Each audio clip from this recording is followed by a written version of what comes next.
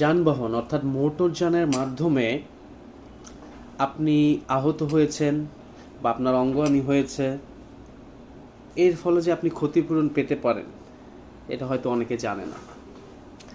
বাংলাদেশ মোটরযান আইন আপনাকে এই ক্ষতিপূরণ পাওয়ার জন্য একটা সুযোগ দিয়েছে।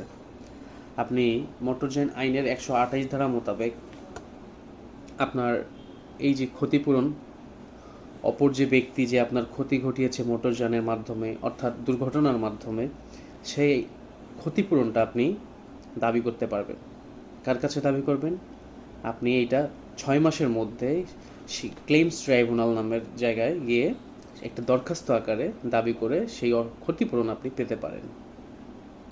তবে এই ক্ষেত্রে 6 মাসের একটা তামাদি দেওয়া আছে, এই 6 মাসের মধ্যে আপনাকে যেতে হবে। যদি কোনো কারণে আপনি 6 মাসের পরে যেতে পারেন, সেক্ষেত্রে অবশ্যই আপনাকে লিগ্যাল কারণ দেখাতে হবে কেন আপনি 6 মাসের ভিতরে আসেননি। ধন্যবাদ।